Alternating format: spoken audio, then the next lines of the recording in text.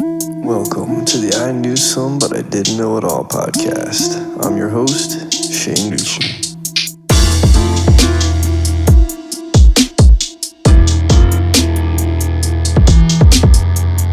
Well, I knew some, but I didn't know it all. Almost hit this little rap on this track, cause it's all.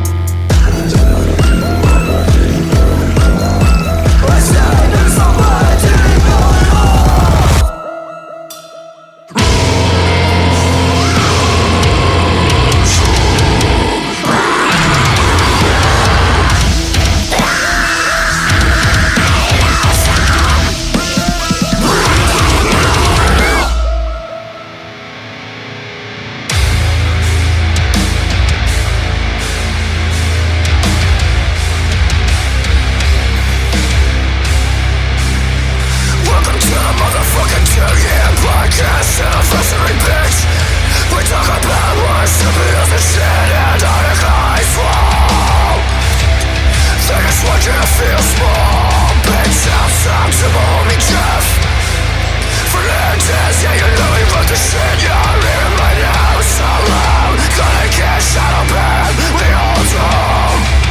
To pass to this high past music from break the loop by introducing colors. Lock me from down under in the room, singing monkeys and shit. Trifecta Airsoft Podcast, Erock, rockstar, with his motion or his words. Andy Rouse is in the house. Go fuck with the Deepshare Podcast. Life really takes some crazy remarks that we're talking about still living the body effect. We talk about the Moreau Institute. It's sleep paralysis too. But most importantly, I'd like to thank you. I'm loving listening. You're the best. You are trying, put up with the mess that I am. I hope you understand. I try my best to put out as many episodes as I can. I try my best to put out as many episodes as I can. I try my best to put out as many episodes as I can. I try my best to put out as many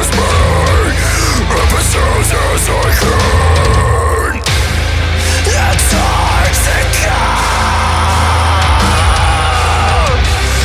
I can.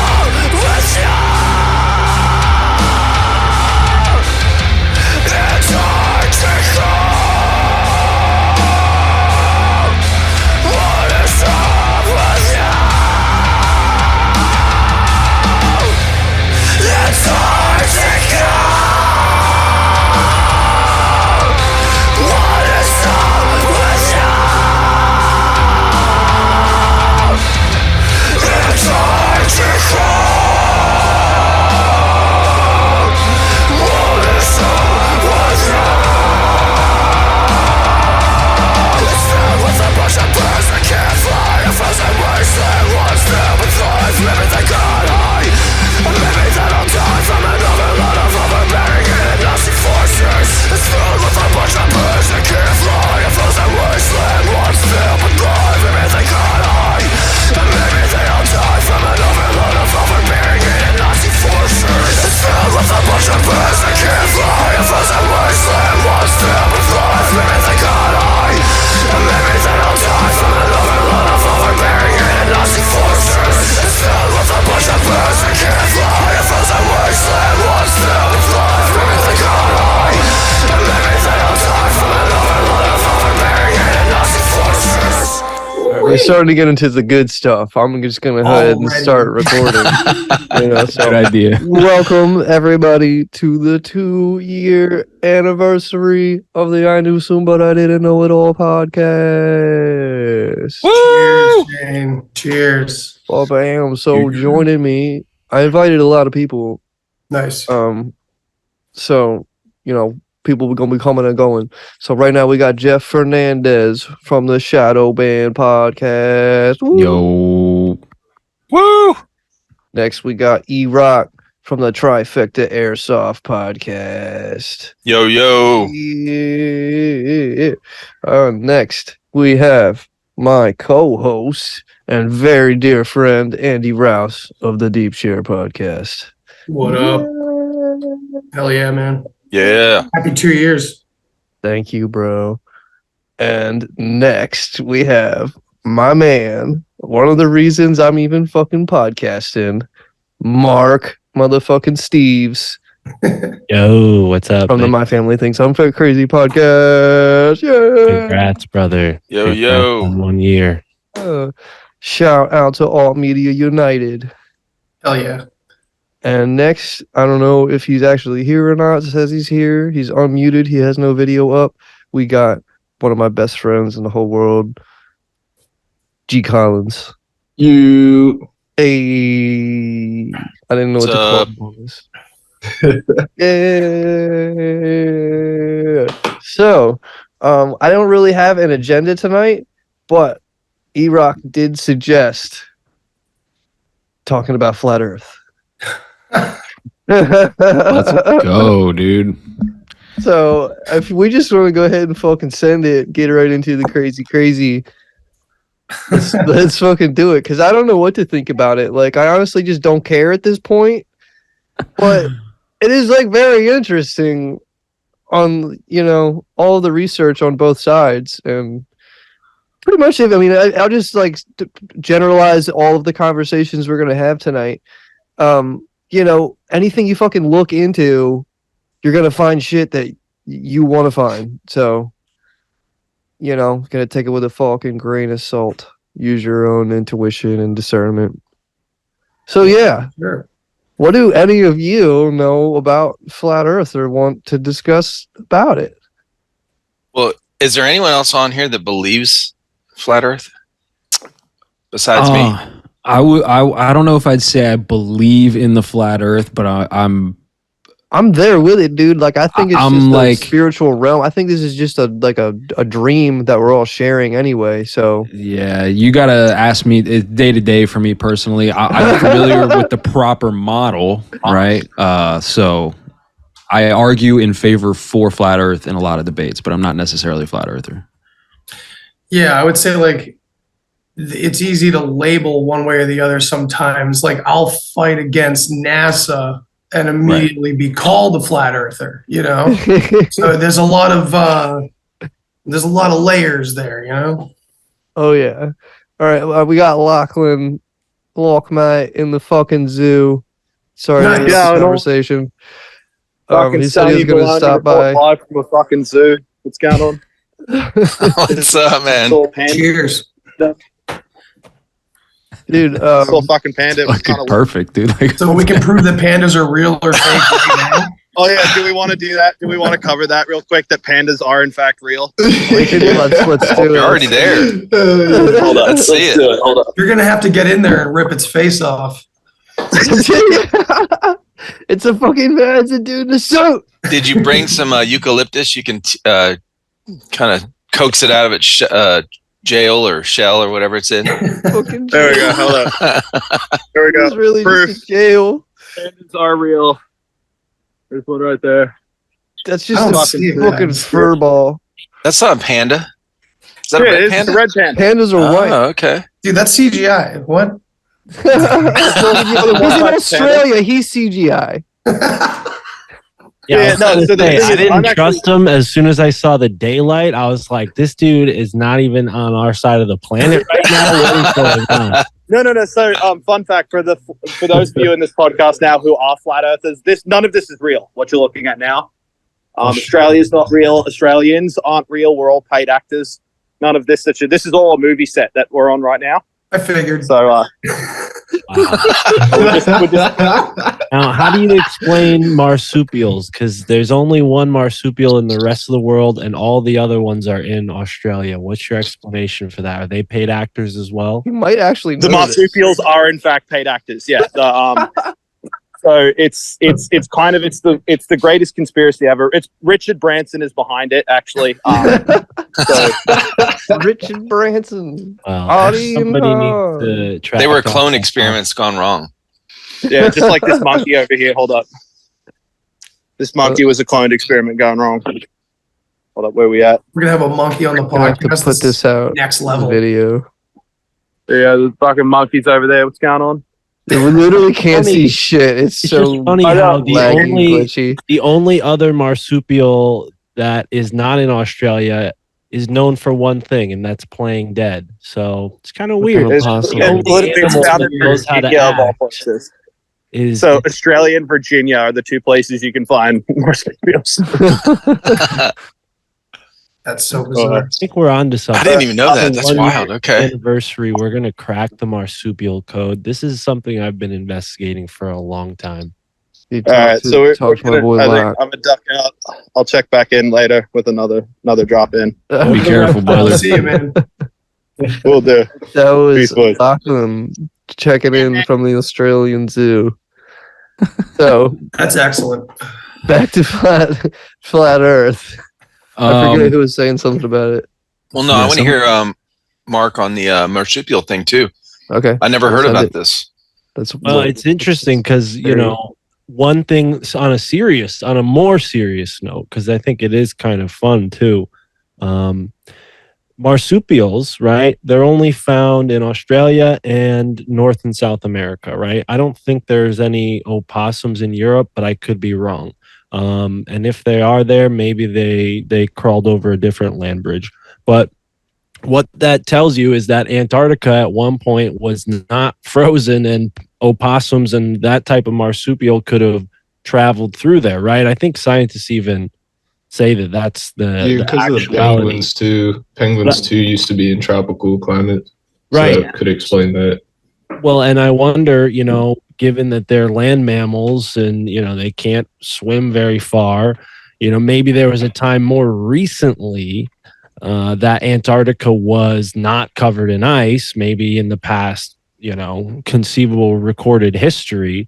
And that explains why only one type of marsupial made it, because it seems like it was a short window of time. I'm not a evolutionary biologist, but it definitely.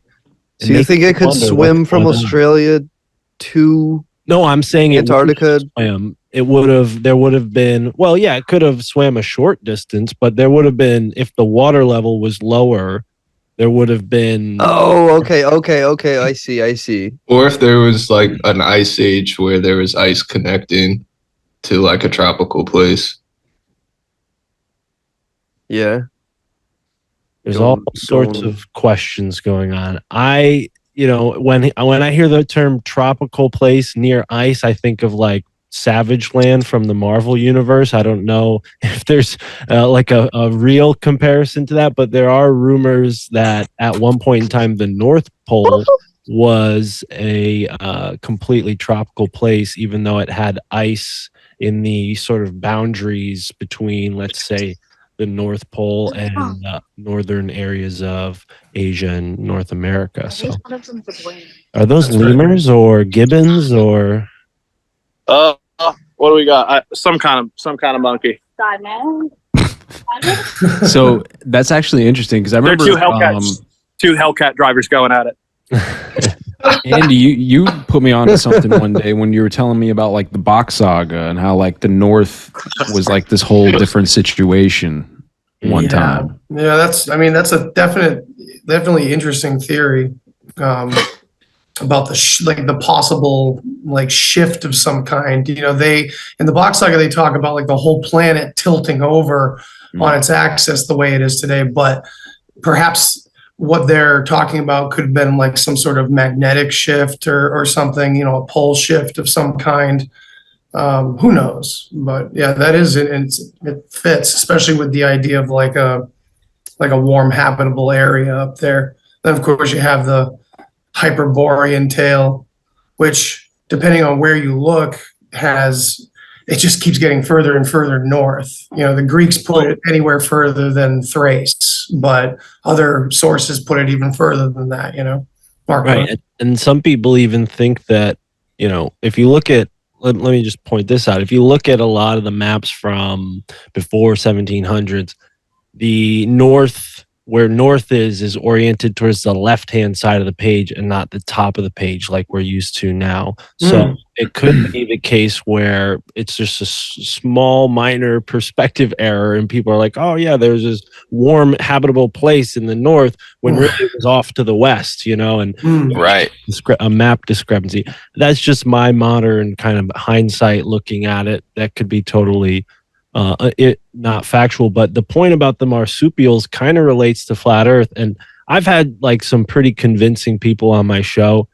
I don't like to be definitive about flat earth because I know it turns a lot of people off, so I still don't know, right? But one thing I'll say about marsupials is if they are, you know, traveling from Australia to South America, then the ice wall thing doesn't make any sense, because if the ice wall is the outer perimeter of the flat plane, then how do you explain marsupials going from Australia to the tip of South America, right? Those 2 points would be on the opposite ends of the plane if it was flat earth. Whereas if it is a globe, which again, I'm not saying it's either one, then that could possibly make sense as to why there's only marsupials in those two places, right? So, but another thing is like you could look at whether they had made it there on their own, or if like, you know, they had somehow made it during people traveling or migrating, like similar to a lot of other species, the way they can like get on boats and stuff. Like I know, like, you know, between like ships going from Europe to the quote unquote New World would like bring cats to like keep rats off the ship and stuff. Yeah, so it could be something similar. Well, I mean, like, let's just say, like, That's I'm just my looking at initial like thought. water currents, right? Like ocean currents. And if you look at right now, they have these currents that do go from Australia to South America, looking at like a conventional map that we know of, right, of the globe, but like flattened out. And if you're looking at the flat Earth map, the proper one, right, that still would apply if something, for instance, like I'm just saying, like a boat or a raft that maybe had some marsupials on it was set adrift in the current, it could still go due east, right, which would bring it circularly around, I just had a stroke, to South America and or Australia. So it could still work, to what you're saying, Mark. It's kind of hard to explain without like... Well, I think the point of if humans brought them, yeah, then the ocean currents definitely make a difference. But what's the likelihood of a possum surviving an ocean current without drowning? You know, right? That's my question. When it comes to like the smaller organisms that scientists say drift across the ocean, I'm like, no. Humans are bringing them across in boats, and that goes into the whole suppression of pre-Columbian travel to the Americas, right? Because they don't want to acknowledge anyone but the Vikings coming here before Columbus, when in actuality there were Celts and Welsh people and Portuguese and Italian and all sorts of other groups of people coming here, all the way back to like Egypt time, like Egyptians, Chinese, you know. So yeah, it was all part of the merchant international network. But not to like go too far off from the marsupials, but it is weird that they're only in Australia, and then there's the possum, and that's it. Like there's no other marsupial. They're all in Australia, or they're the possum in Americas. Have you guys seen floating islands? There's there's chunks of land that are huge. They're islands, and they're actually floating. Yeah. They're not. I know about this. You know, and there's actually some that. Yeah, there's some. I saw this recently. This is how I came across this, but it was like they use boats, and they like all the people in the town like bring their boats and they like push this island, you know. But you know, if something like right, it's not like a natural. No, there's natural floating islands, I believe, if I'm not mistaken. Natural. Well, I don't know, I'm looking right here. Yeah, it could even be from like a landslide or something. Just like the big top surface of the land goes out into the water, and it's just enough to keep it floating. It's got grass, trees, everything on it. Whole ecosystem. So I mean, it is possible, I guess. You know, I'm just playing devil's advocate here, basically. Just a fucking kangaroo. An island just shows up off the coast of, like, that's That's really cool. Floating Yeah, islands, seriously. man. All kinds Dude, of that animals and sounds shit. like a UFO land. Like, You know, maybe a hundreds of catastrophe people just happens. rowing it. Right. Well, maybe like a magnetic pole shift happens or whatever, Younger Dryas or some shit, and then a giant chunk of land just chunk. happens to break free from its Oh, yeah. landmass and No, drift I across. I can see that happening. Yeah. Wow. Yeah, I never why thought Does, about that before. Do flat earthers have an Especially with answer for flood. this? I'm not smart enough to know if flat earth has an answer for this, but what is the flat earth response to the people in the, like the Southern Cross being one perspective and Polaris being the other perspective? Like people in the South Pole don't see Polaris when they look up at the sky.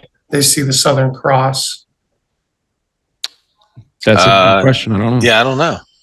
I'm a new believer, like brand new, like just like 3 weeks.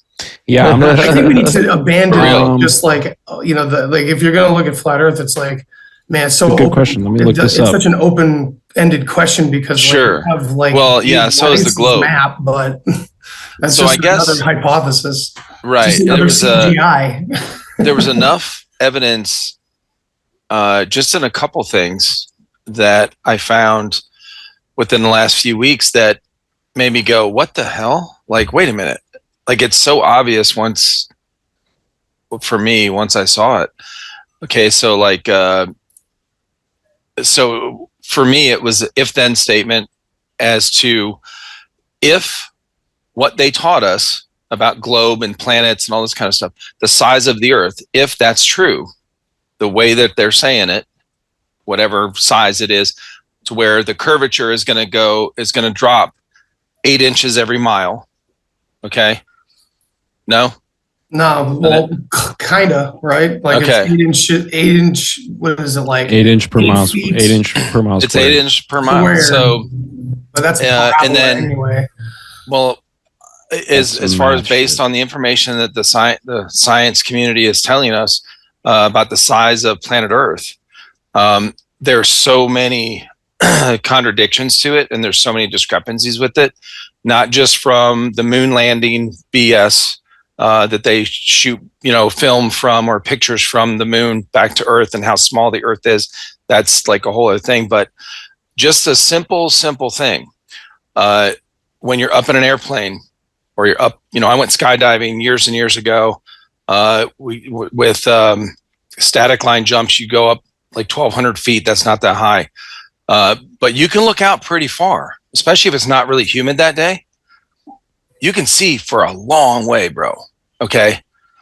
And no matter which way you look, left and right, it is flat as hell. You don't see any curve at all. When you're on an airliner, I've taken videos with my phone out the window in the last, 20 years I've been flying. And I'm like, dude, I never thought of it until recently. I started looking into it. But, and then there's videos of these guys, getting off of planes and asking the pilots, hey, do you have to account for the curvature as you're flying so that you don't, you're flying at 30,000 feet. You don't end up at 100,000 feet, 3,000 miles down the road. And they're like, no, man, it's flat. Like all the pilots say this, all the airline pilots know this. Like it's not a confusing thing. The only thing that's confusing is what the science community is telling us. And there's no real pictures from space. They're all CGI. Those have been proven that they can Let me play globe advocate, even though okay. I'm neutral here. All right. Yeah. No, I want to hear it. When you're in your car, or even when you're in a roller coaster, like you're flat every time. Like your relationship to the bars is always flat. Or in a car, your relationship to the road is always flat, right? Or else your tires are coming off the road. Right. Maybe you hit a curve or something, or a bump.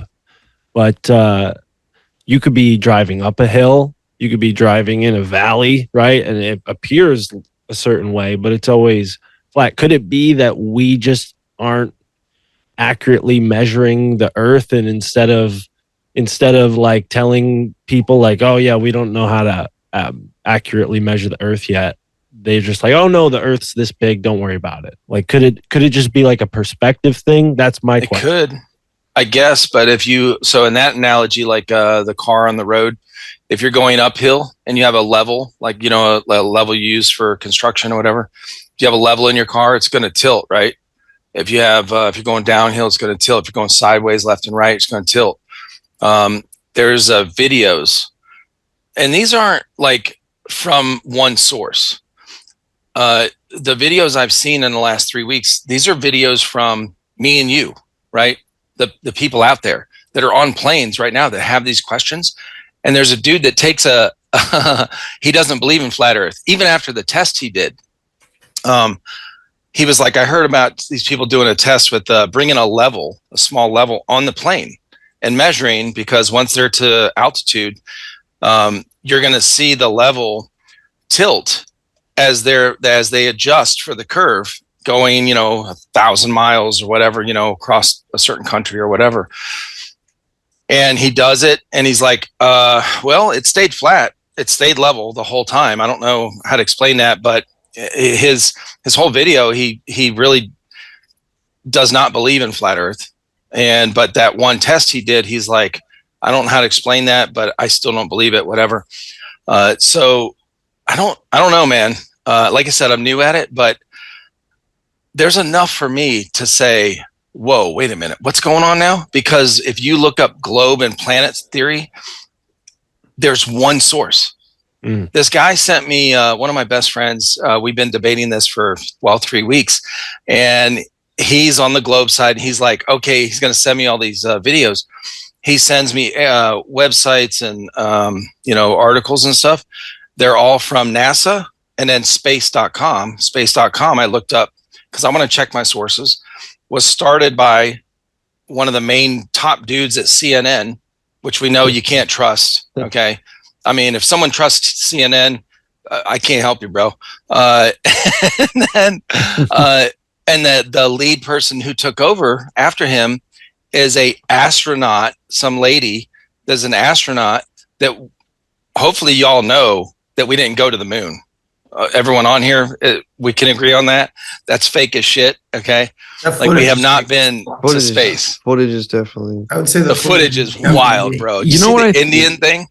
Yeah. I'm sorry. I don't mean to cut you off. The thing that I think is like, the flat earth thing is good in a way because it opens a lot of people's minds to the fact that we are being lied to by some of the most important institutions like NASA and shit. Right. So, and again, like, some days I wake up and I'm like, yo, it's definitely flat. But I think really what it comes down to is that the information that we get is just bullshit. All the information, everything. Right. And I don't want to start listing stuff because I don't know where he's going to post this, but right.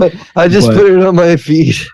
You know what I mean? Like, get your channel banned. Not even on Apple. Things that are a lie, but Spotify is my biggest platform. The problem also is that there is psyops out there, right? And I wonder if flat Earth is just another psyop.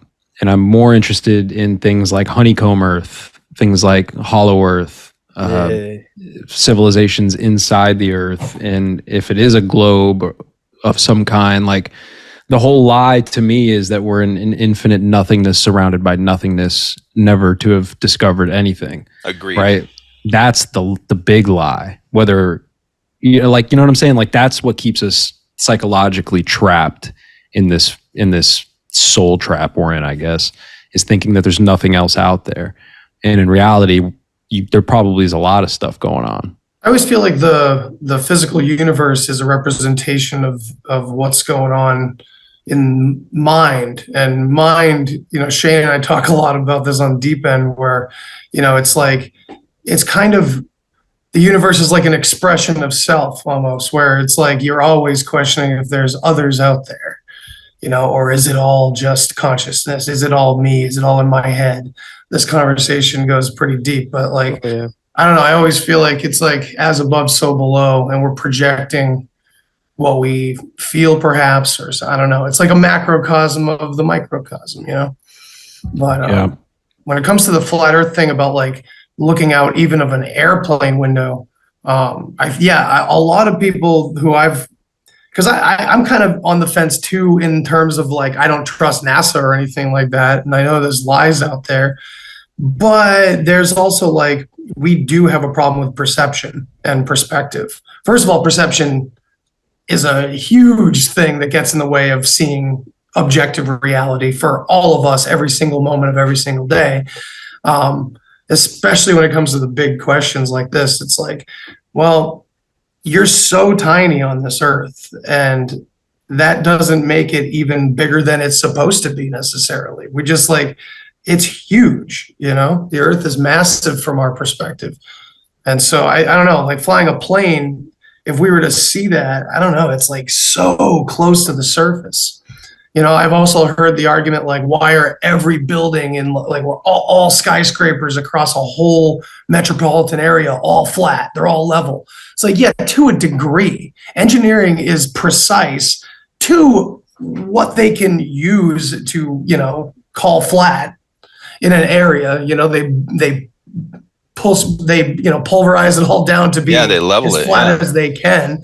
No matter what, but yeah, I don't know. I think a big thing that's obvious. Yeah, when like you start looking, I want to test like how fucking far, like just do you have a level and some sort of like micro fucking meter on this thing, and Well, yeah, like you just dig a flat. If it's, I don't know how Well, you even make the it flat. theory for is that, just if you're on a miles. globe, the And building see if should it just keeps eventually. getting deeper, or like, well, what if and run it's, the fucking level across it and see. what if it's as simple as it is what you think it is? Like the way when we look at we're told we look at the smallest particles, there's an observer effect, right? And that's, you can't account for that.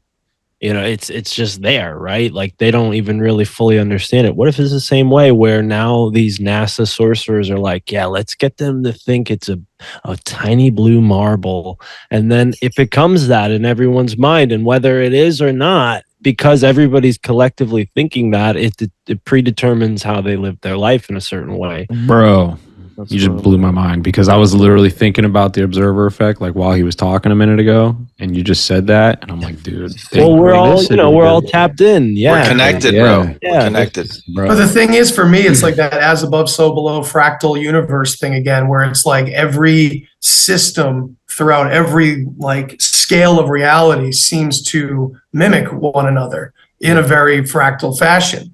And how, like, of course, then you have the flat earth suggestion that, well, electron microscopes are fake too, and we don't know what the atoms look like. It's all bullshit too. Like every bit of science has to get thrown out the window, and like that's where you get into, to me, that sounds like the psyop territory, where once you start getting into the extremes, where if you can bring other things to the table that maybe they haven't thought of, and it just become, oh, you're a shill. You know. I think that's what happened with my friend, because I think, or at least my friend to me, as we started debating this a few weeks ago, was that he assumed, I guess he had maybe he's had these conversations with other people that believe in flat Earth before, and he assumed I was gonna, I guess, feel the same way. Like, now that I believe this, everything in science is out the window, and that's not what happened.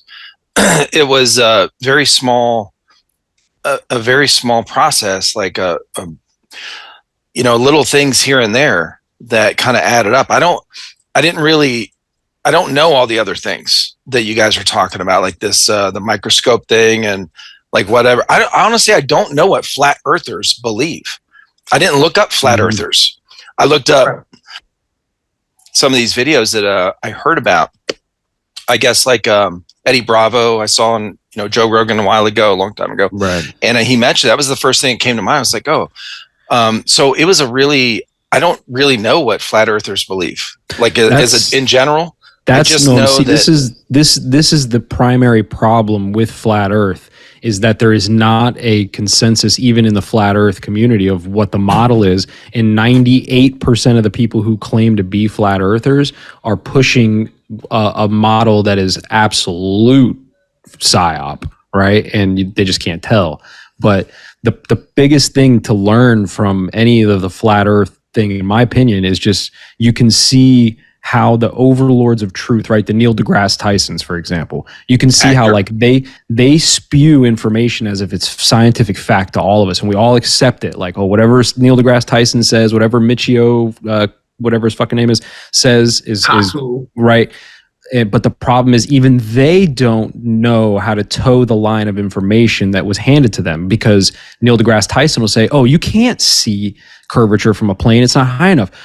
He even has this whole spiel how he talks about the dude that jumps from the Red Bull thing was way higher and he couldn't see it. And he even says it, that was a GoPro, the curvature seen a go. So even he's not on track with keeping up with the narrative. And it just shows like how the overlords of truth who are spewing the narratives don't even know what they're talking about at all. They're just like, rah. That's one thing I wanted to touch on was like in the plane, like, you know, it goes up to 30,000 feet. Like your vision is only about like on a clearest day, like 200 miles. That's about as wide as Maryland. And if you were able to see the curvature of that, that would mean the Earth would honestly only be as big as the United States, like the entire curve. So like it wouldn't make sense that you would be able to even see a curvature at that type of height. Well, that's what I was saying before, and it's similar to the every building being level thing. And the idea was, oh, well, those buildings should be all tilted away from each other, and the engineers wouldn't build like that. It's like, no, they wouldn't be tilted. We're talking such a small amount that no one's gonna. There's an engineering expression, but it has something to do with like threshold, and that's way beyond it because of how massive the Earth is compared to, say, the biggest buildings ever made. You know? Yeah, for sure. Yeah. There's definitely things that are not true about what they tell us about space and all that kind of stuff, right? And I think that that's part of the trap as well, is that once the internet came around and people really started figuring out in mass that, hey, like some of this stuff isn't adding up, I think that's when the flat Earth psyop started happening, right? And this is not to say that the Earth's not flat, because again, some days I really think it is, right? It's just like... But I don't think that it's flat in any model that's ever been presented to me. I think if it is some other non-heliocentric model, we don't know what it is. That information is non-existent for us to get our hands on. We are just being given psyops and then other people's takes on that. So like when you ask like who does anybody believe in flat Earth, like Crow 777 says it the best, like belief is the enemy of knowing. No, I don't believe it's flat. Right. I don't know it's flat either. So I think that's why we're all kind of on the fence with it. Well, Andy, you brought up something that could be potential, I don't know, proof that the Earth has a certain shape, the whole hemisphere, the southern hemisphere, and how people see different stars down there than what we see in the northern hemisphere, right? All over the planet are structures, ancient structures aligned to different star constellations, right? And if that's going on in the north and the south, then, you know, what does that tell you? Yeah. And it's all sacred geometry, which includes spheres and things like that. Everything is meant perfectly. And also, I don't know if you guys know this, and I don't know if Flat Earth has like an argument against this. It probably has something to do with Illuminati and everyone's evil, that the Great Pyramid of Giza, like everybody knows it's fascinating, but some of the aspects of it's fascinating. But what's fascinating about it to me is that the mathematics of it, and I would butcher it if I try to give you exact numbers, but it basically is a model for not only the northern hemisphere of the Earth, but then the entire circumference of the Earth. Yeah, the argument for that normally and things like that is normally, did you do the math, or were you told by the overlords of truth that that's what the math says? Interesting. Yeah. So then I would probably have to ask them right back. Did you? No, of course not. Your point, Andy. I've heard like Crow 777, like he has fucking math and shit. Listen, there's people out there. I don't know, maybe not him, but like I've heard, I don't know. I'm ignorant to the argument. One flat earther, it's just like, no, I did the math, motherfucker. People claim to have done the math. People claim to have done the math on both sides, and it's your choice on which. Though is math. It's not like subjective. It's a personal thing, right? I've only heard one argument against that recently, actually, Mark. It just and I don't have much to it, but maybe we could this could be a, hey, let's maybe people. I want to say something this- really quick. Can we hold this thought? I Sure, want to bring it back to you said the pyramids. Well, Yeah. what's in the pyramids? One of the most ancient symbols in existence, the flower of life. And what is that? That's just a 2D perspective of fucking infinite spheres representing existence. And once you break down the flower of life, it has all of geometry within it. Yeah. And But on on a point that's more pertinent to this whole argument. Yeah. I just wanted to mention that. Geospatially, in the center of all the landmass, in a 3-dimensional space, so it's a Earth. plane. Sorry. You know what I mean by that? Sorry, Mark, say that again. The pyramid is at the exact geocentric point of the landmass on the Earth. I think that's what you were trying to get at before, maybe, Andy. That was part of it, but it's a scaled down, like we've all seen the Fibonacci sequence, right? So the pyramid and the Earth are in a Fibonacci sequential relationship. Right. Fractals, basically. Yeah. Exactly. So Mandelbrot. that's not something that's like math magic. That's mathematics. Like you could prove that if you had a big enough ruler, I guess, or right. The only argument I heard recently, and I would butcher it if I tried to go into it because it's math and I'm not great at math. It had something to do with the argument with 0 being nothing and 0 being the source of all integers, and the way that math would be handled in one direction or the other. And I've heard that this is a legitimate argument in math, but I don't know that. I could never even listen to a debate and know what the fuck was being, discussed really, So I'm not sure if there's arguments on both sides, and maybe one of them's dominant in mainstream math or something. I don't know. How in the universe there's not darkness and light. Pull that back up. There's light, and then there's absence of dark, or the absence of light. And then do numbers have the same thing? Like is 0 like an actual value in numbers? That's or how our is computers it like work. the absence of numbers? Yeah, that's binary, right? So every culture, essentially, like the Mayans and the Chinese and different ancient cultures, have different mathematic systems, like meaning they count maybe 1 to 9 and then go 1 to 9 and then go 1 to 9, whereas some put a 0 and say, okay, we're going to do right. Like the Roman numerals don't have a 0, right? So there is something to that. There are different mathematics, but essentially those are variations of math. Like it's like I'm not a mathematician, but we need one here, there but is not one something that's to like that. indoctrinated. It's essentially like it's your system. So if we're gonna take like what these ancient alien researchers say, right? Because I don't fully back that whole theory, but when they look at some of these structures, they're like, oh, look, see, they put certain things in here to let us know how to understand this, right? It's like a cipher that goes along with the code, right? So mathematically, you would maybe denote like somewhere where the equation was, this is a 0 to 10 numeral system, right? And that would help somebody who was maybe 10 million years in the future decipher what you were trying to say. That's like the whole theory of like, how do we communicate far distances into the future? Well, we'd need to use mathematics because it's the only thing that we can trust will possibly like be the same in that amount of time. Is it even messaging? Sound like Neil deGrasse Tyson. Is it even messaging? Like, I mean, some would say that this is just the magician's way of doing things because you're supposed to go with the flow, right? So using sacred geometry and using these Fibonacci numbers and Mandelbrot sets would be going with the flow, so they'd be getting the best results of whatever they were trying to do. It's the builder's way, right? It's the architect's.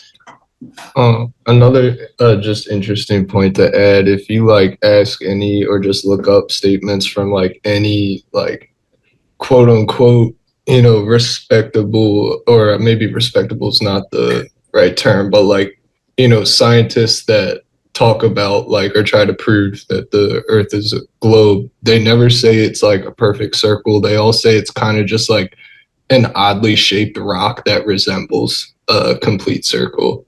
Yeah. If that makes sense. So it's not like a straight circle, which goes into like all of the pictures that you see of it, and when you go on Google Maps, it shows a completely perfect circle. So if we have satellites in space all the way up there that can take pictures of the actual globe, why can't they use super mathematics that they know how to do and use all these different satellites around the whole That's globe? the thing, though. The satellites aren't going past the Van Allen belt. Yeah, that I think that's the big firmament. key. yeah, they're not far up enough to see it as whole. So they're piecing together pictures of it. I'm with that. I mean, that goes into the space is unreachable hypothesis. Sounds pretty real. Doesn't necessarily have to be connected to the Earth shape. If there's the other one thing too,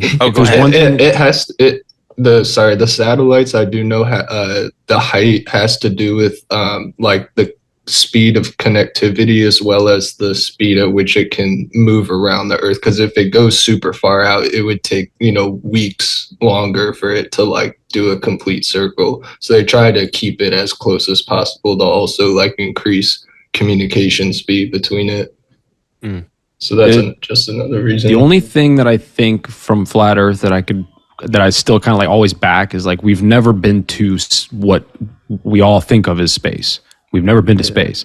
When you said have we been to the moon, possibly, but even the moon isn't technically in space, right? So like they recently said it was in our atmosphere. right? Well, the moon is within according the to exosphere. scientists and what we've been taught, it's 238,000 miles away. That's definitely into space. No, it's not. They Really? They're starting. Months ago, they're they moving said the goalpost of where space starts, and now technically space doesn't even start till well beyond where the moon is. It's in the exosphere, so like it's still technically part of the atmosphere. It's with it, right? So like they're doing this little word game definition trick that they do with everything else in society. Space politics, and they're so that they can own space if they're actually out there. But I mean, that's the thing, though. Like, if we're gonna live in this paradigm where satellites aren't past the Van Allen belt, like they said when they originally invented satellites, well, then none of that stuff is real, and it's all just money laundering. Like the same way exactly. debunk I think NASA, right? So yeah.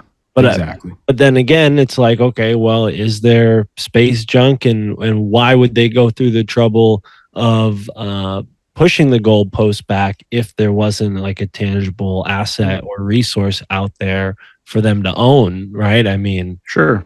Well, there's three more questions I have that you can add to this as you guys talk, Mark, too. Well, let me just to cap that part off real quick, because I do think that you're right. The resource is itself the atmosphere. I mean, it's valuable just to own the airspace in general, the exosphere all the way out as far as they've moved the goalpost. But I think that the only thing that's real from the Earth, flat Earth theory, in my opinion, is what they call the firmament. And what I would say is we're blocked in here, right? In my opinion, if space is real in any fashion and there is beings out there, we're just not allowed to get out of here. Yeah, that's what all the esoteric texts say, is that in the ancient times, this planet was basically quarantined. Quarantine, thank you. For lack of a better word. Not to imply that we're contagious, but we're basically I heard like that school, years ago. We're in like school Earth. So right. like we can't leave until we've graduated, essentially. Is that Yeah. Yeah, and even or like prison Earth. Very old. Even the old traditions talking about like after you physically die and the soul being regenerated into the centrifugal forces of the earth. That one's pretty interesting because it's still kind of technically like a closed system, just even on an ethereal plane. Yeah. So we're just locked in here. I think the But, firmament, the firmament's real. Another globe or point not. before the rest of the questions. Have you guys ever seen the movie Capricorn 1? So it's an old one. It's from like the late 70s, and it's about us faking a Mars landing. Oh shit! And the catch is that when the rocket went to leave, because it's interesting to see who's in on it and who's not. And 99% of the people are not in on it. Like even the people in the control room, it's a real rocket. They're really landing on the planet. They're just not sending any people there. And so the thing fucking blows up coming back to Earth. And suddenly all these hero astronauts that agreed to go along with it have no reason to be alive anymore. Like they have to escape and run away and shit. It's pretty wild, but it's also like really, it's interesting to see old propaganda because it's way more shallow. They just didn't have to be as subtle with our parents. Right. It's like Nixon on a landline with somebody on the moon, Dude, 230,000 miles away. Ridiculous. The only reason you'd believe it is because of nostalgia at this point, like my father. You know what I mean? So the three questions I have this, concerning, well, I guess these are not quite, so these are kind of other things that kind of made me, all these different things that made me believe or start to believe or start to look into or get, this information about flat earth. Like, oh my God, what was the Antarctic Treaty? The why is that? Why can't we go past the whatever it's called, the 60th parallel or some crap? Okay. These are real documents. They're not faked, right? I don't know. And then the helium thing, like why does NASA own the majority, like high majority of all the helium on the planet Earth? What the fuck is up with that? So, balloons, and then right, okay. There was a third thing I can't remember, but anyway, these the meteors. So the craters on the Earth that scientists are telling us, have been telling us for years that we were taught, these giant craters all over the planet are made from meteors from outer space, which just supports this whole open sky thing that we're able to go pass through if we, whatever, and rocks can come in. Is these craters are perfectly round. Why are they symmetrical if the Earth is spinning whatever 1,000 miles an hour and these rocks are coming in from this other, how do they hit the ground perfectly directly flat to make this thing?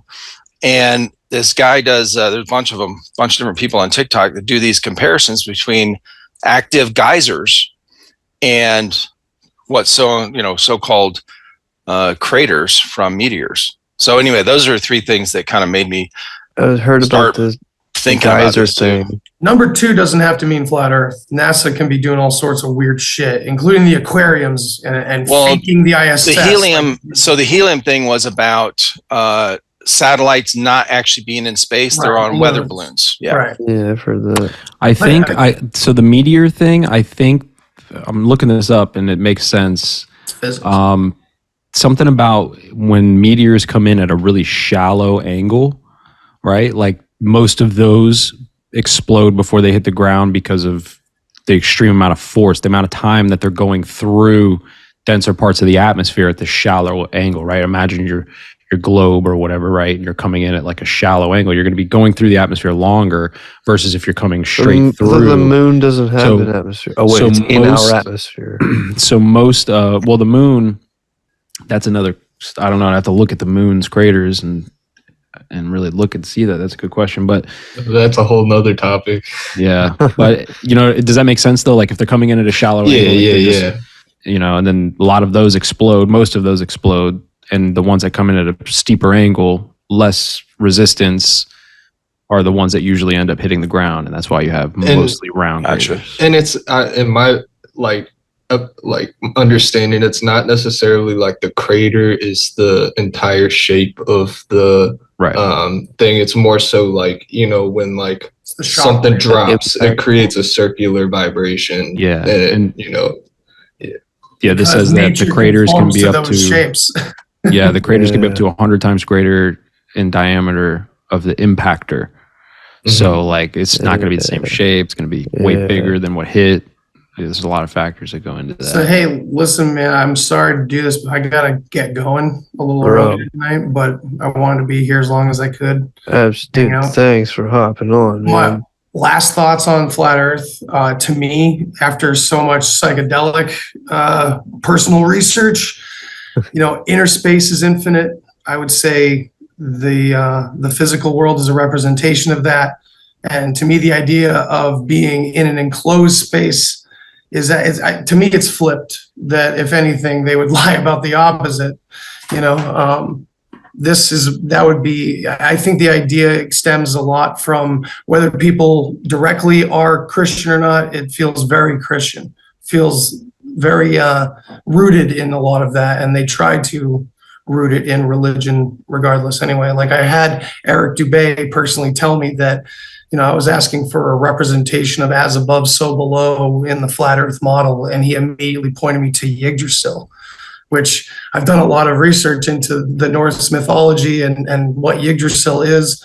And Yggdrasil, the disc where Midgard is not a representation of the entire planet by any means. And that's what he gave me for his reasoning. And that was pretty disappointing right off the bat. And I don't know.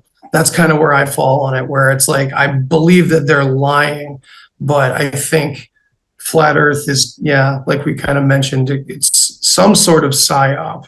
But I do think that Midgard, where we are, has a lot to do with it. I don't know, the toroidal energies and all that. So who knows? But yeah. Dude. Andy. Thank you for having me. I appreciate all you guys. Love you, bro. Good to see you guys. Fucking love you, bro. Love you guys. Amazing. Have a good one, man. Appreciate it, man. Yeah. Thank you so guys. much, Be safe, dude. bro. Andy Rouse. of Damn, the this is Deepshare crazy. Podcast. It's crazy because it's like when we started this conversation about flat earth right off the bat, I was like thinking to myself, bro, you're about to just like defend the shit out of flat earth. And I'm accidentally not. Oh, you thought you were going to defend it? Yeah, I was about to be on your team 100%. I was like, ready, let's go, dude. Oh, yeah. No, I'm not. Well, like I said, I'm new. So I'm not really set in certain ways. Yeah. I'm really open. It's interesting because I haven't had this conversation in a while. And I guess maybe sitting on those thoughts since I've had this conversation, maybe I'm not a flat earther as I have been in the past. You know what I mean? Like that's what I'm kind of coming to my own realization here. Anyways, but yes. So yeah, I think I'm a little more there with you. Maybe the Earth's just absolutely big as fuck. It can still be a spiritual fucking realm. Like crazy shit happens. I fucking talk to dead people, whether you want to believe that or not. It blew my fucking mind. So this place is fucking insane. This place is crazy. it might be flat, bro. I don't know. It could be, and it could be what Mark was saying, whatever you're fucking want it to be. That's because I'm all into the simulation, hologram shit, like that. But to me, with the flower of life shit I was saying earlier, like that makes sense that the Earth is a ball, but it's still technically a flat plane, depending on how thick that flatness is. It's a 3D plane. There's these fucking circular things in this, still just X, Y, and Z axis with a ball in it. So let me pose a scenario. Okay. This doesn't mean I believe it 100%. I'm just spitballing. Okay. What if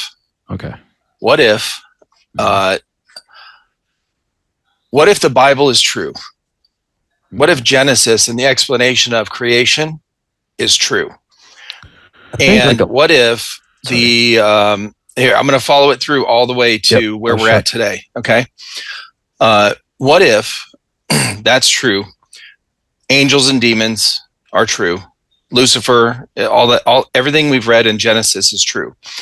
And Satan is in charge of this world or has dominion over it. He can do a lot to influence. Okay.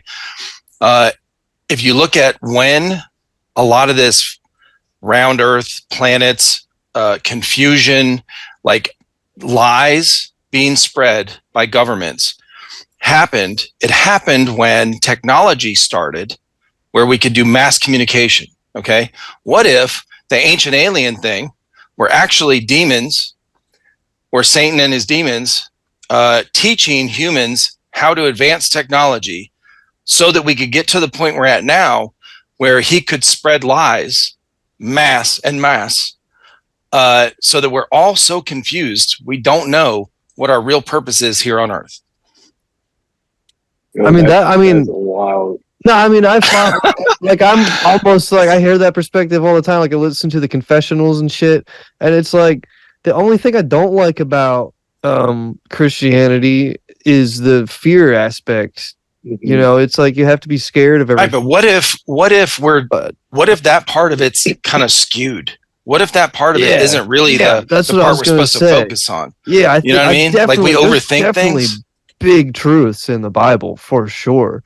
And if you hear guys like Micah Dank, he talks about what was it called? Astrotheology, and he just relates it all back to astrology. And when to fucking plant your food and when to harvest it, and that's what all the stories are. And you just have to know how to understand the metaphors. And like anytime they talk about water, it's a certain sign. Anytime they talk about wheat, it's a certain sign. And there's like a bunch of fucking different ways to interpret the Bible. That stuff's really interesting to me, but those guys also always talk about Book how of Enoch and shit. those guys also always talk about how the quote unquote they have always used that to like control things like monetarily and other things, and the people who always talk about that are never like crushing it monetarily. And I'm always wondering, like, are you just choosing not to see the signs and play the game, or does it not work? That's the thing that I'm always stuck on.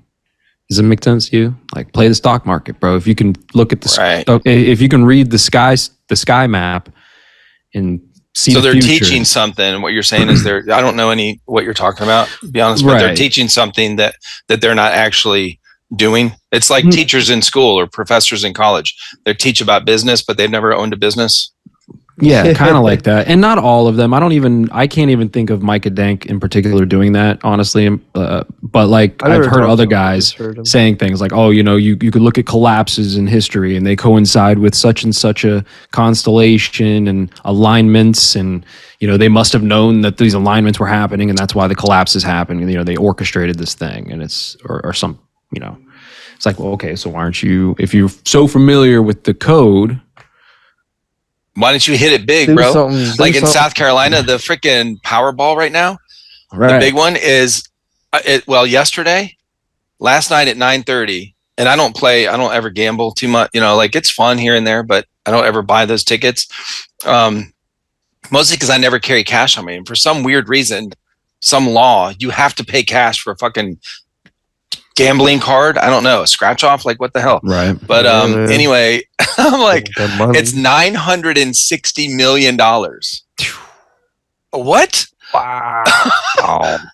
A billion? You'd still probably get like at least half of it, dude. Somebody's gonna $1 billion? What? Somebody's gonna win that using either numerology or something, bro. Right? Yeah, you seen the guy Jewish that person. figured out how to do it, and then he died shortly after.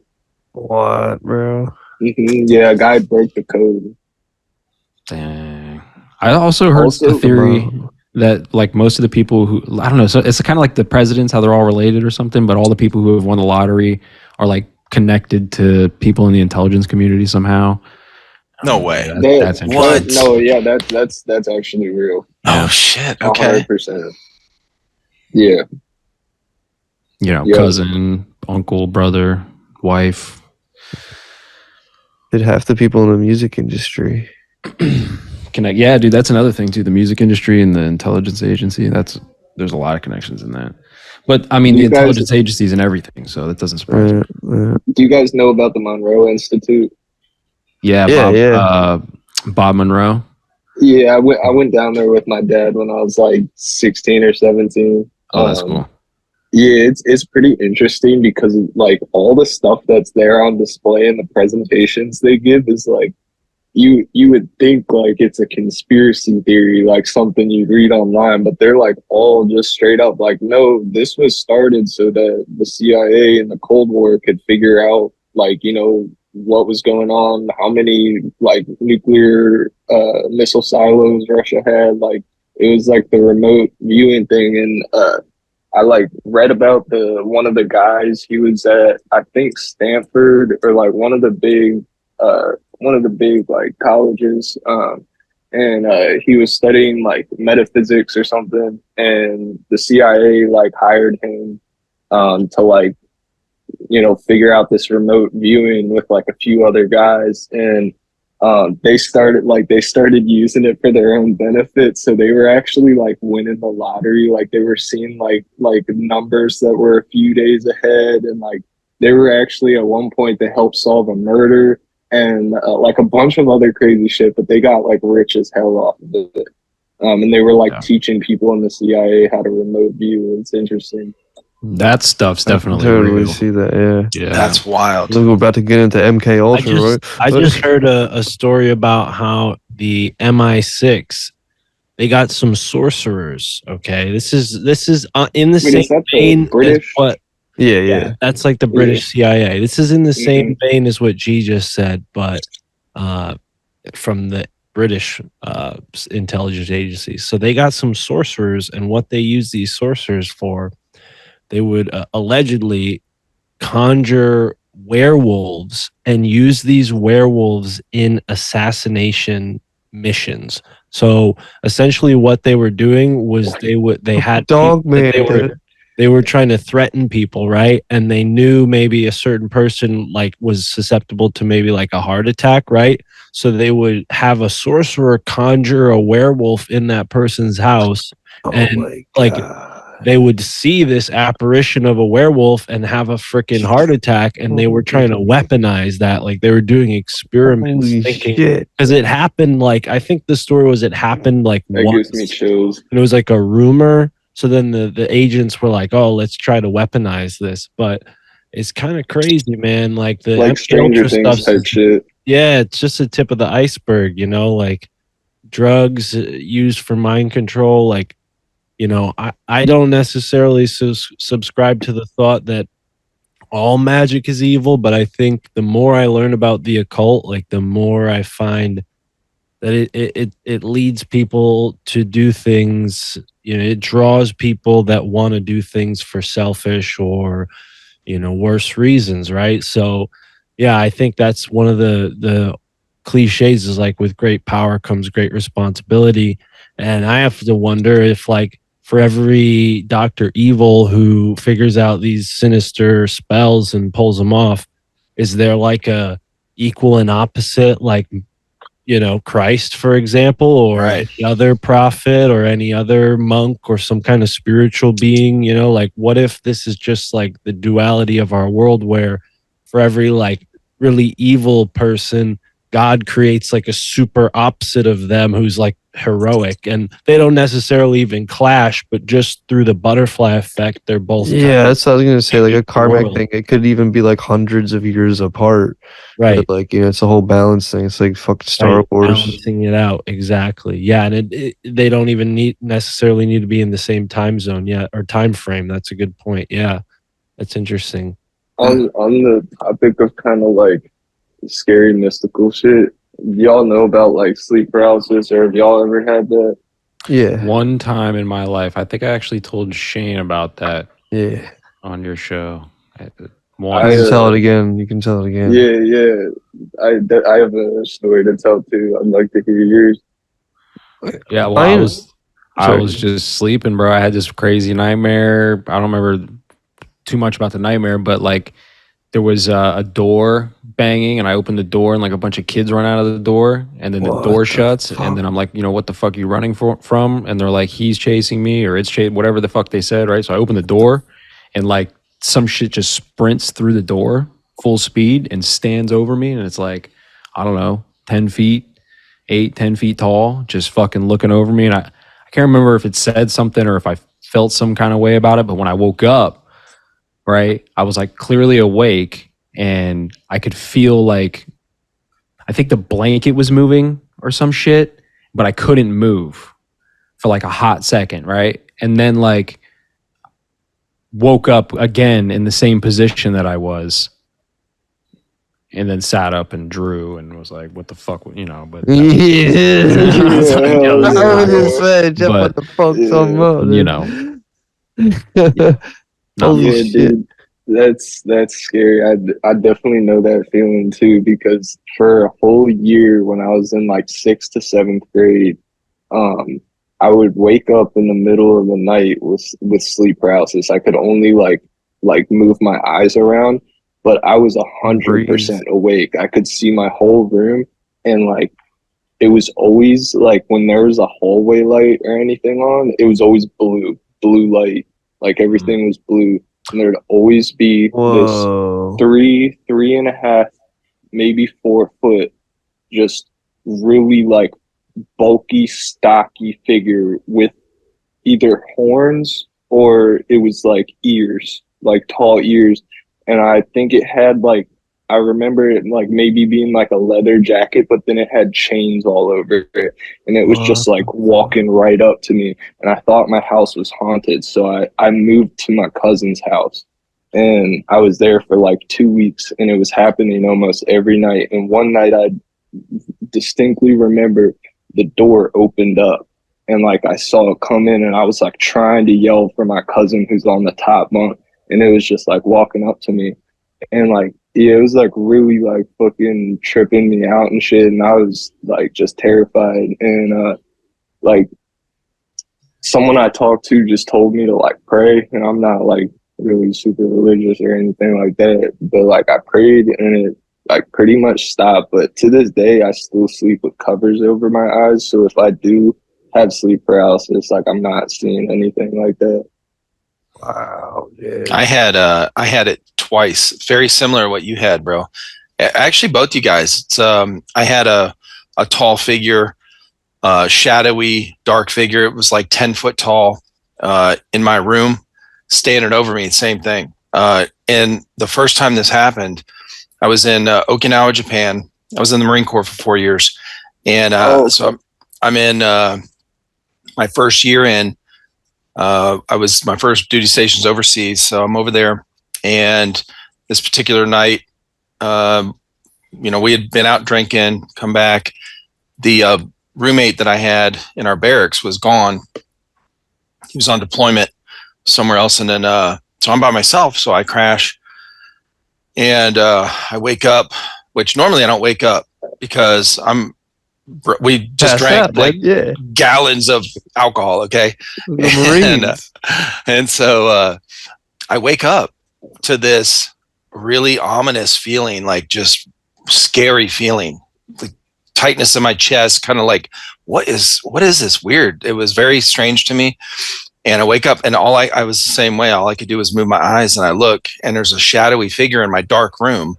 And I was like, whoa. I mean, instant fear. And same with you, that you just said about praying and stuff.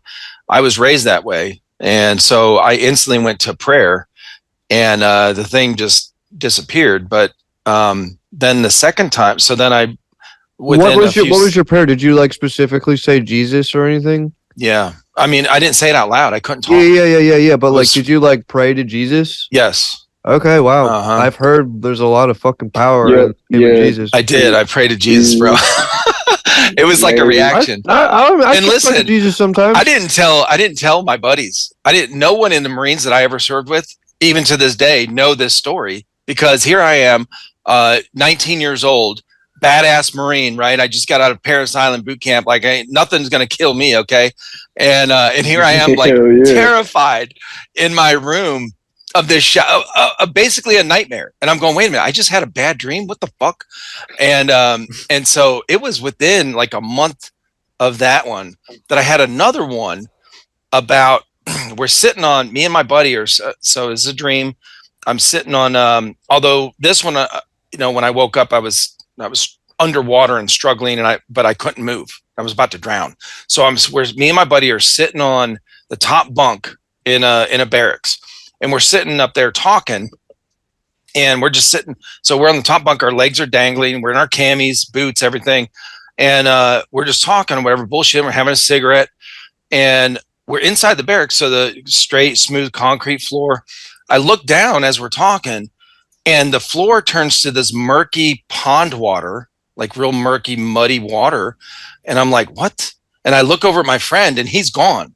He's in the motion of slow motion falling into this pond or this water. It's still, the barracks is still here. Like everything is still normal. It's just the floor had turned into water. And I was like, oh shit. So I fell in after him, and I go down there and it's dark and murky. I can't breathe. And I'm starting to get panicky. And then all of a sudden I see him. I'm like, oh, and I turn him around, and this is the weirdest thing. Okay. It's the face of Ozzy Osbourne from his Blizzard album. Okay. I don't know if you ever seen him on that one. Okay, with the white hair, kind of like scary looking. Okay, and it freaks me the fuck out. And I'm trying to swim to the top, and I can't move. And I wake up in my rack, and I can't move. And I'm like, holy shit, I'm about to drown. Anyway, it was like nanoseconds after I woke up that I realized, oh, it was a dream, right? But I still had that paralysis. It's so weird. Yeah, totally. That's so. My sleep paralysis is always extreme wave of fear over me, but I've luckily never seen any entities. But yeah, the same thing. Like, I cannot move my body. The only thing I can do is move my eyeballs, and I can control my breathing. So I think I've already told this, but one of the times I can remember, my wife was already awake next to me, and I was in sleep. This was 5-6 years ago at this point, and the only thing I could do is breathe. So I was just like. And then, like, I didn't think to do that till probably like 20 or so seconds into my sleep paralysis. And every time I've had them, and probably lasts about 30 to 45 seconds, but it feels like an eternity, and like it's just like straight fucking willpower. You're just like, I'm just stuck there, and I'm like, move, and all of a sudden my body just jumps up. Then I was like yelling at my wife. I was like, "Why didn't you do anything?" She's like, "I don't know. You just started breathing funny. I was getting ready. Like, I was looking at you, and like, you look fine. But I don't know. It's crazy. So luckily, I don't, knock on fucking wood, dude. I don't want to fucking see anything, dude. Fuck that. Yeah, dude, it still terrifies me to this day. See, but then I have the just intrepid part of me where I'm like, nah, dude, I'm fucking Source. I'm just gonna obliterate you. There's a weird thing about fear and adrenaline, man. It's a weird thing. I actually just had like a weird situation where I had a serious adrenaline rush, and like after the fact, a couple days later, actually, I was thinking about it, and I was like, man, there's like different kinds of adrenaline rushes. Yeah, no, it was not a good one. It was beef. I had beef with somebody. Oh shit! Everything was fine. It ended fine. It's all good. But I had a moment of like straight adrenaline flowing through me one day, and like a couple days later, I was thinking about it. Like, wow, that happens so rarely in our society, and like, that's gonna affect your sleep patterns. And it did. It fucked me up for like a couple days. It was weird, And it's like you think about your dreams and then sleep paralysis and all kinds of shit. So it's like. Yeah, my sleep's been all fucked up. It could very well be some weird, like crazy spiritual interdimensional shit, or it could just be like a byproduct of like our bodies adjusting to this new lifestyle of being, not hunting and shit, not chasing each other with spears. So like we're just fucking. So sometimes we wake up in the middle of the night and we just can't fucking move. We're just terrified. We're like, what the fuck does our body doesn't know what to do? We're just shutting down. And like, oh shit. Like, and then like, I don't know if you look at the precession and the equinox shit too, like apparently our consciousness is rising, and they talk about the, the pole shift, and that's when like consciousness is supposed to fucking shift and all this shit. And like, I'm like, I don't know, dude, like look at all the people like looking into spiritual knowledge and everything now compared to even 5 years ago, let alone 10 years ago. And then if you just every year past that, it just gets exponentially less, So like, I think there's something to all of this, consciousness raising, so yeah. You guys ever hear about like I forget what the Lucifer's technology, I think, is like the term for the theory. Lucifer's technology. Is that the Lucifer experiment? No, it's like the idea that dark entities throughout history have like possessed, if you will, certain individuals to invent certain things in this reality. Oh yeah, I was just listening totally thought about that.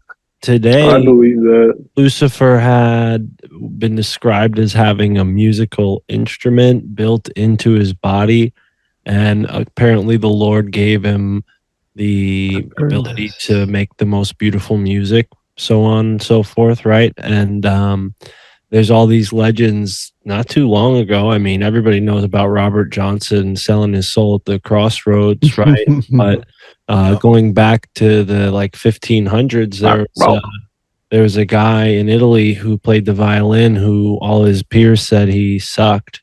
And then he made a deal with the devil and played this violin piece that's never been repeated. Like, it's one of the hardest violin pieces ever performed. And, you know, people still to this day have, like, I don't think they've ever accomplished playing it. It's something like a tri pattern note. You're a musician, Shane. You probably know a thing or two about this. The devil's trine is probably what it's more commonly referred to as, but I've heard of it, but I don't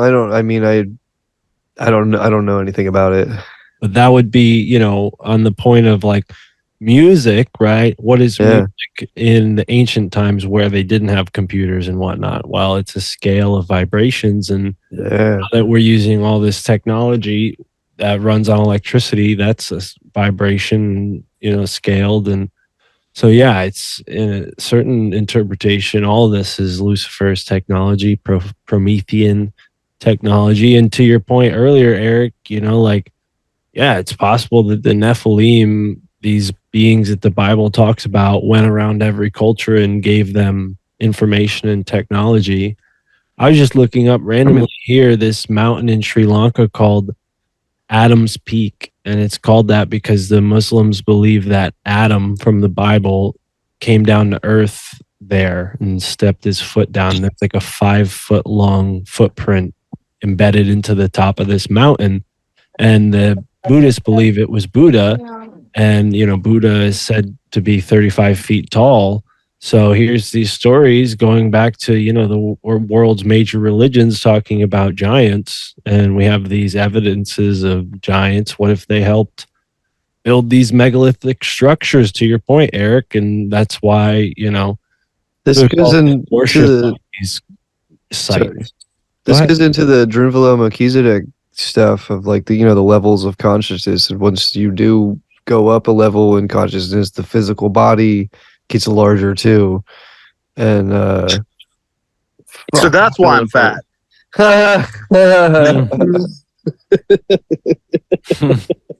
I'm so glad that after years I finally have closure on that. That's awesome. Are you in the zoo's cafeteria over there? We done. We leaving now. Now we're going to the aquarium.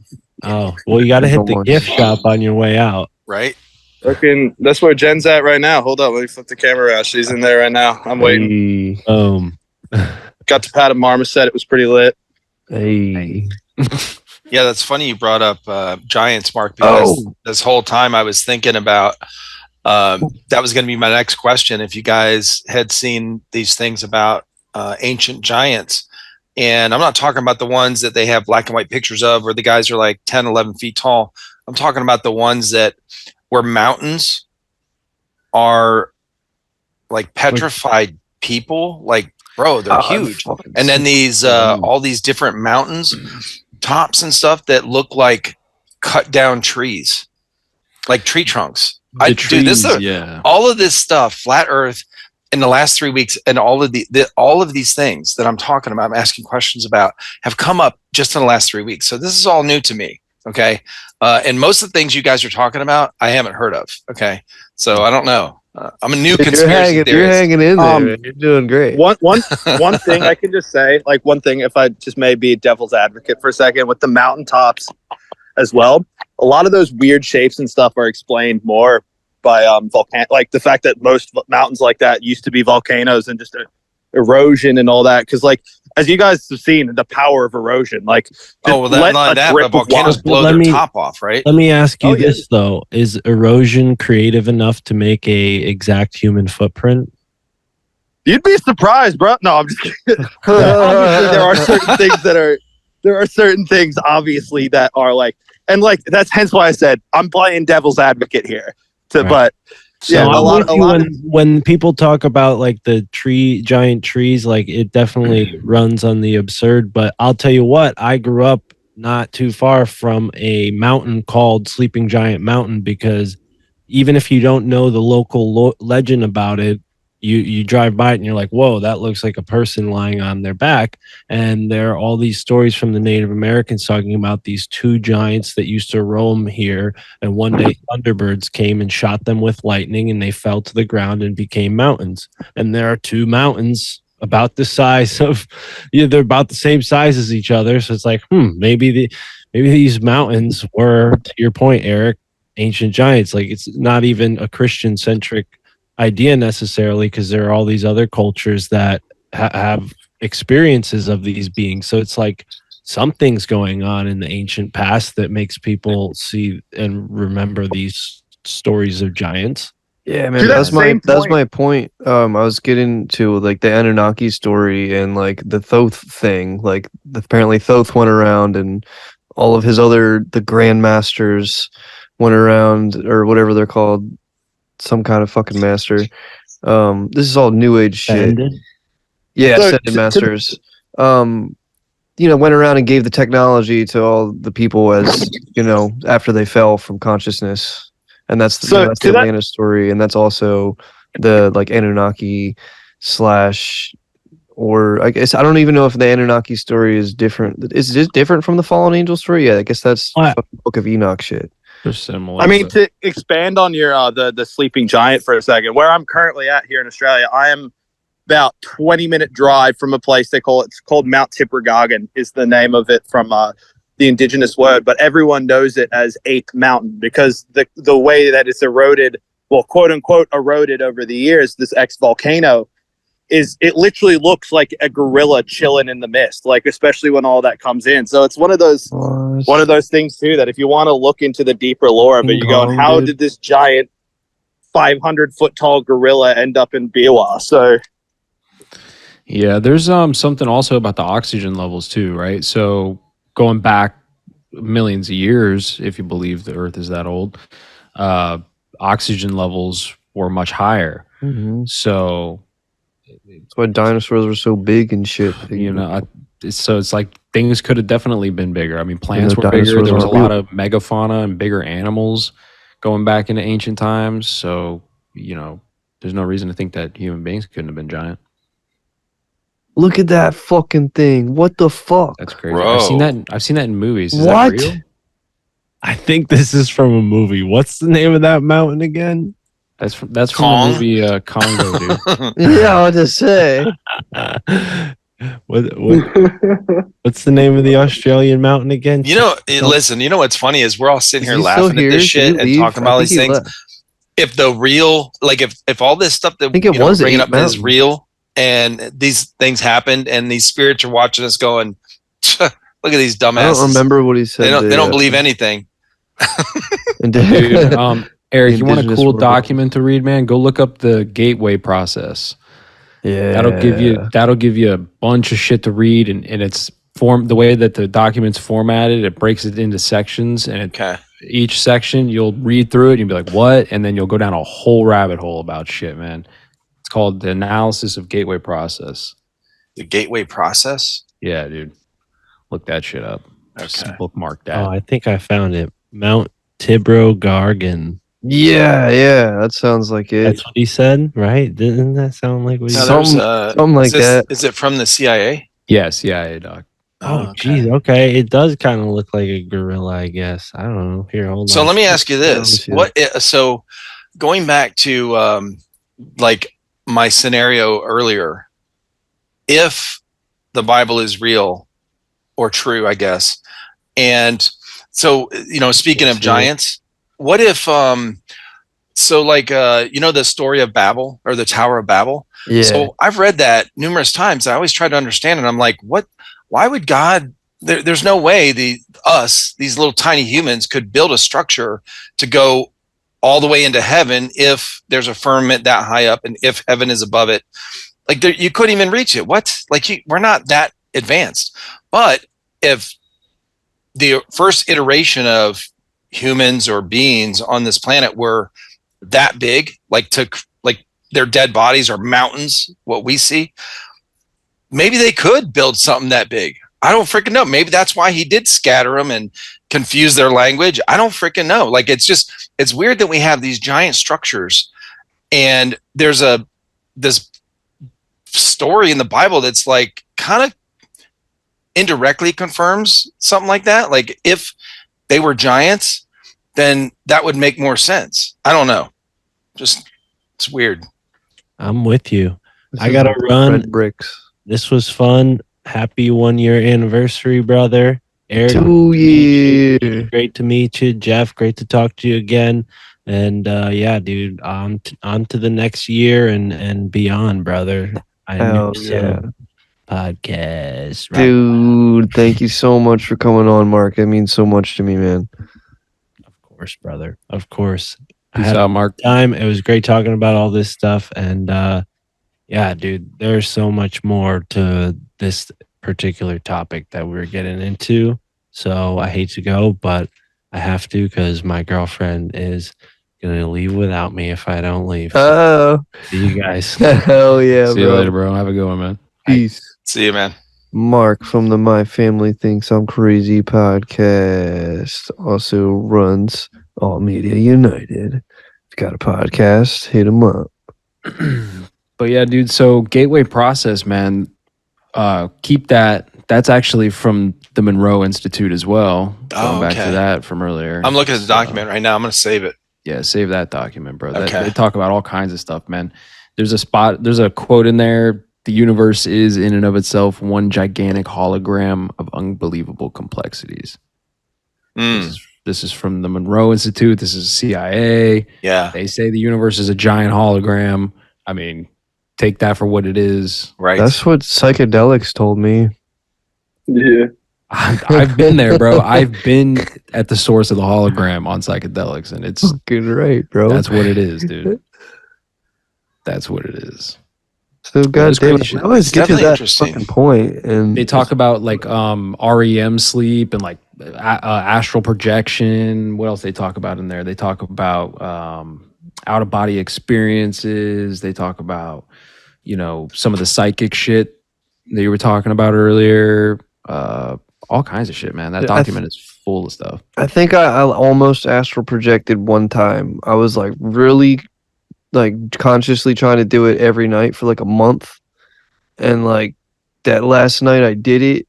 Like they say you're supposed to like vibrate your body and like shake yourself out, and like my shit was fucking vibrating. I felt like I was fucking rocking my bed, and like I felt myself like float up a little bit, and it freaked me the fuck out.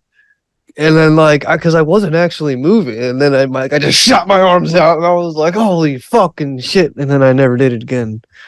If you got $500 to spare, you can buy the tapes, the Monroe Institute focus tapes, and focus. Because like Focus 13 is apparently the one that will like put you in out of body experiences and astral project, and then everything beyond that, like so Focus 14, all these different focus tapes that they have. It's just basically binaural beats. I think. Tripping. You know, they talk about traveling to the future, traveling to the past, like crazy shit. How old are those? The focus tapes? Yeah. 80. Well, the document came out in 82 or 84. I got my hands on some like OG binaural beats, but like it got like stole off the internet. Yeah, when I was like, I've seen the 16. Monroe Institute focus tapes on eBay for like $500. I don't know if they're the real ones. It was called like Meet God or Talk to God or some shit. And like, holy shit, it gave me basically the same feeling as when I was trying to astral project. Like I was like just way too fucking intense. I was like, holy shit. And I took the headphones out. I was like, I couldn't. I think the Monroe Institute ones were called Hemisync. Hemisync, that's right. Thank you. Mhm. Fuck yeah. Hemisync. Focused. Hemi what? Hemisync, like synchronized. Hemisync. It's in the document. There's a whole section on hemisync. Oh, it's okay. In the document, yeah. Dude, it's crazy how powerful your fucking mind is, and I think you really can fucking manipulate the reality around you with it. Like me and two friends of mine all did this $10,000 ritual where all we did was close our eyes and visualize. I visualized me sitting where I am right here at this fucking desk, and I just pretended I had $100 bills, and I counted it out till I got to 10,000. And I kept a nice positive mood the whole time. I was like, fuck yeah, I'm gonna fuck 10 grand, I'm gonna shit out. And like 6 months fucking later, like I got $10,000 for like pretty much no reason. And Wait, same thing with my two friends. Like within like 8 months for one of them, and within like 3 months for the other one. So like, what? Like that shit's fucking real to me anyway. Like, what? So I mean, I'm not saying I haven't tried to do it again, and honestly, I haven't really. I like half-assed it. I didn't do it nearly as good as I did it the first time. So I feel like that definitely plays a part in it. It was like consciousness, or even myself, my subconscious even was like, you don't fucking mean it this time. You don't get it, bitch. I think I found the tapes actually. Oh shit. Listen shit. Brains. Listen Oh Brains. shit, got the LimeWire link. Got the Pirate Bay. Oh shit, LimeWire. Hell yeah. I just You clicked using on one. BitTorrent or uTorrent? Does bro? it play it? It Is it didn't actual- blow my computer up, and it just linked me to a YouTube video. Oh, So okay. Oh I mean, shit. Does who it knows? have the sound? Let's see it. Let's see it. Yeah, it Or let's is hear it. playing Do we have sound. headphones on? Okay, if you have headphones on, Uh-oh. All right, be prepared. I'm gonna trip you out. What is this now? Hopefully it's not a evil. Oh my hold on, God, 'cause there's there's demon so many of them. incantation. There's so many of Whole them. fucking list. Like, yeah, there's a whole list, dude. Freedom to the focus ones are the ones that I was reading about recently. Focus tapes. I don't know. There's a bunch, dude. There's a shit ton of weird shit you can listen to, weird frequencies that you can listen to that apparently you can Energy manipulate everything. food. Freedom number 1, lift off.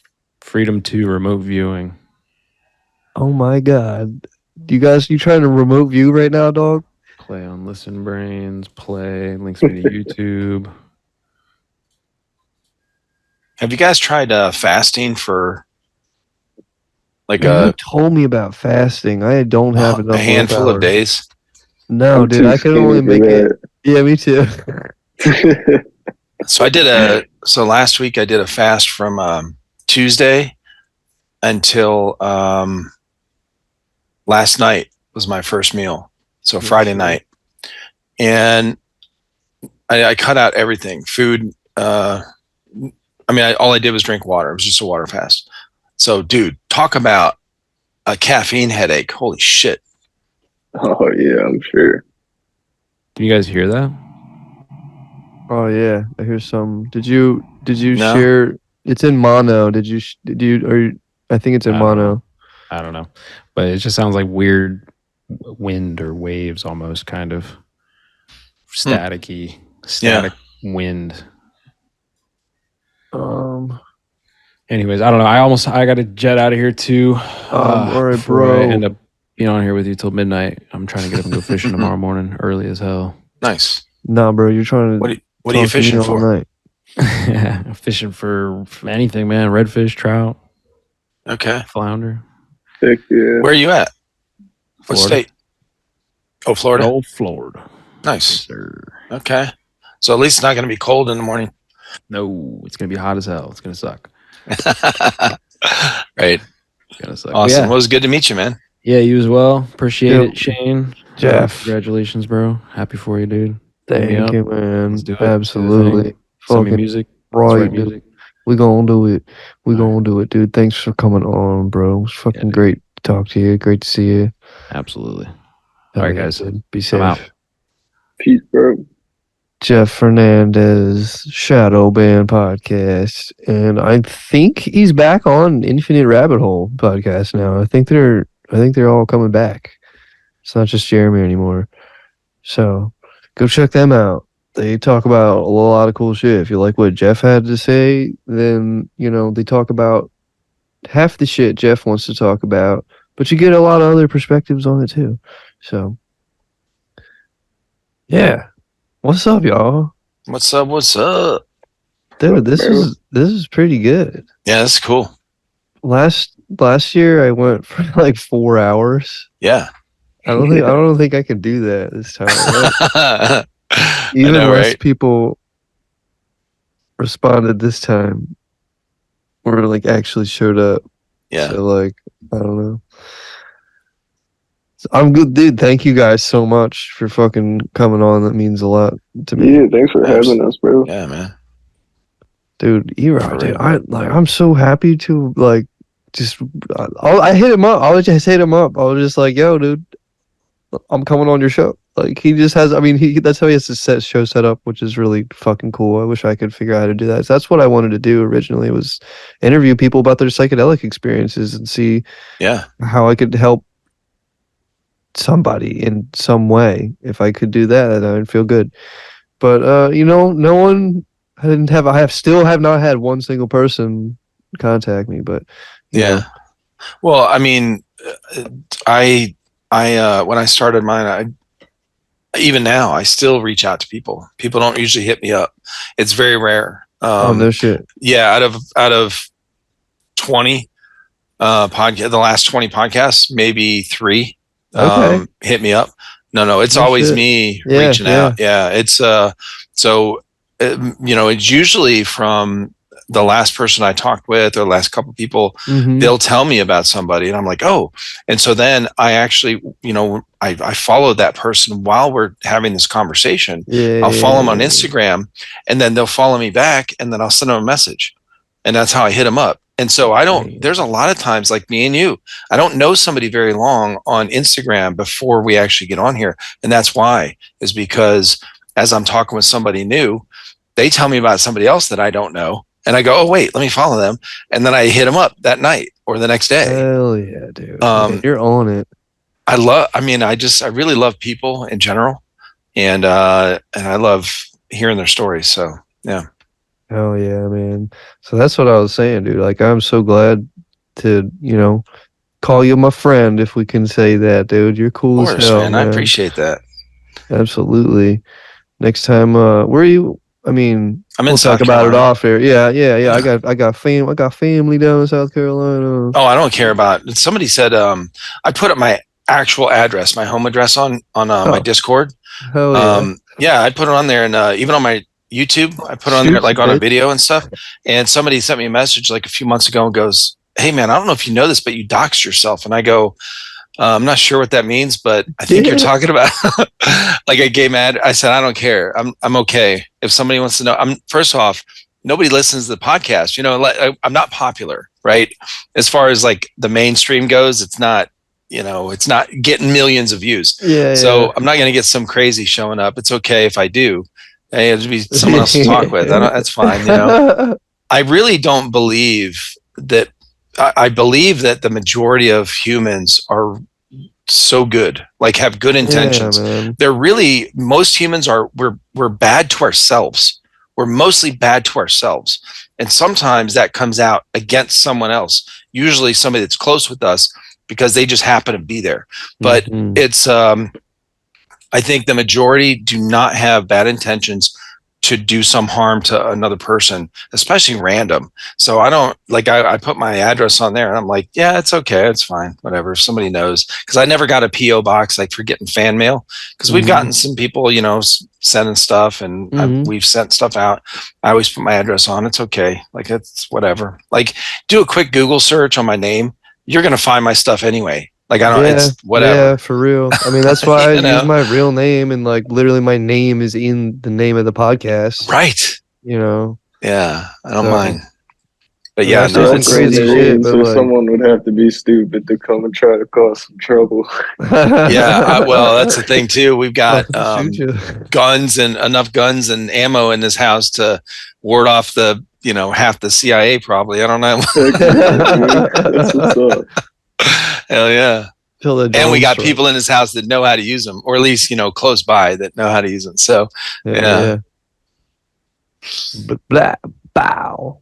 I pow. love guns. I I love, love guns, a lot. guns. I would really hope I wouldn't have to use them against somebody. Yeah. But when I don't know, just I never really get fearful of it. I'm prepared, but I'm not paranoid. Yeah. Yeah. That's how I don't know. That's how I was goose hunting. Like the first time I ever went goose hunting, I was like, nervous and shaking. And after I shot my first goose, like I was good. I fucking boom. I'll take out 2 or 3. Yeah. I hit one with each shell. Take one of the other guy's birds. Oh, good shot. And my first deer, I didn't even get the deer. I felt horrible for even fucking shooting at it because it was a doe, but like there's a lot of pressure on me to get a deer because I was like 15 and I hadn't got a deer yet. And I was fucking how the fuck could I That shoot adrenaline. a person? Like how could I shoot a person? But I don't know. I guess that's different though. Like I have a family and shit. If they're like busted in my house, like I'm solid, dog. I don't know. That's the kind of adrenaline I think I'll have. I think it'll be more of a fearless, like fight, More mechanical, yeah. fight instead of flight or Right. freeze. Because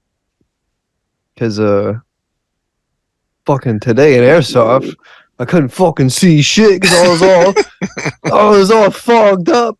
And it was like fucking like pyro going off. There's fucking like blank fire. And the next thing I know, like a fucking LMG just like that adrenaline was fear based. That's funny.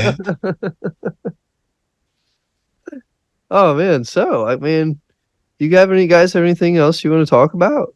I mean, I'm down to keep going, but whatever. I brought up most of my questions, really, like all the different things I've heard of and thought of and seen over the last few weeks. It's all brand new to me. So yeah, dude, it's cool you're digging into this shit. I love it. It's very interesting, and yeah. So Hell yeah, a lot of the shit Jeff was talking about. And feel free to reach out. Any of the guys I had on here tonight, they're all really great, nice fucking guys. yeah, I follow Andy. I guess that's about it. I'll have to follow Jeff. Mm. Yeah, but Shadow Band. Is that what it is? Shadow Band Airsoft or Airsoft? Shadow Band Podcast. Okay. Hell yeah. I wonder if that's on his Instagram in the group chat thing. Yeah, yep, I'll he's have in to there. look. Okay, cool. Yeah, hell yeah. All right, well, everybody, thank you Yes, for sir. listening to the 2-year anniversary of the iNewsome But I Didn't Know It All podcast. Yeah, so thank you, Erock, so much coming on the show. Yeah, absolutely, man. Gibbs, I love you, bro. Thank you for coming on the show. You've been holding it down with me. Gibbs and I recorded my very first podcast episode together. If it wasn't for him, I don't know if I would have actually even started the show. Nice. So- Okay. Hell yeah. Nice. Yeah, it's great to meet you, Gibbs. Yeah, nice meeting you too. So that's the show. Thanks for listening, everybody. Peace. Shout out Jeff Fernandez for writing this fucking awesome instrumental.